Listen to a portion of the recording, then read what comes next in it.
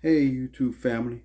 This is Professor Frederick Torrey T. Green coming to you with another segment of Color of Truth as we unveil the real color of all truths. Tonight, I want to give you give a shout out to my auntie Alzada, who lives in Brooklyn, New York, who's been a great inspiration to me in my life. But besides her being an inspiration and always being there for me throughout my life, even up until now, sharing her wisdom, her knowledge. And I'm going to interview my auntie Alzada. I'm not going to reveal how old she is, but I'm going to interview her so that she could share a lot of her history. Because remember, I told you the lived experience is always proven to be effective. But she loves to quilt. I mean, she has these quilts that she's made. She even made a quilt called Jacob's Ladder. And in the description link, I'm going to post some of the pictures of her quilts. But she's won a couple of prizes. She attends CCC up in Brooklyn, Pastor Bernard, but A.R. Bernard. But I want to share something with her because I know she's going to watch this video. And for those of you that didn't know, that quilting is a language. And among enslaved people and free people and runaway slaves, they use quilts in order to let runaway slaves and enslaved people know that that was a safe house. So my reading tonight is also going to come out of 1,000 Things Everyone Should Know About African American History. Great read. You need to get this book. Page 323, and quilting is a language.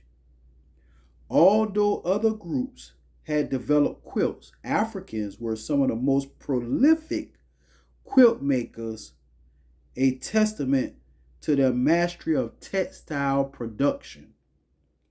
But Africans also developed something unique, a language of quilt, signs designed to convey messages to those who travel.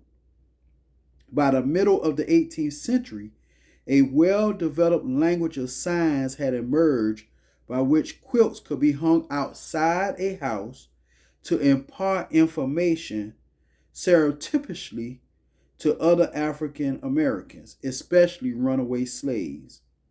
The hanging of the quilt outside of a house meant that this was a safe house for a slave to stop and to gain rest and refreshment before going on to the next station on the Underground Railroad to freedom.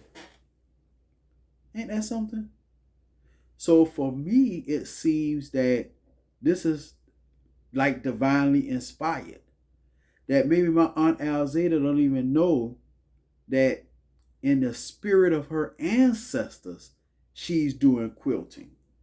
Because it brings her joy, it brings her peace, it brings her happiness, especially now through COVID-19. And guess what? She's able to share that with others. Her quilt making, and sent some quilts. She's sent some wonderful quilts. So this segment of Color of Truth goes out to my auntie Alzada Budar. And I wanted to share that with you because maybe you didn't know. And maybe others of you who quilt. And she has friends that are in their quilting group. That your African ancestors had a unique language with quilting. Share a comment. Hit that like button. Helps the channel, and subscribe helps the channel to grow. Thank you for tuning in to another segment of Color of Truth, where we unveil the real color and uncover the real color of all truth.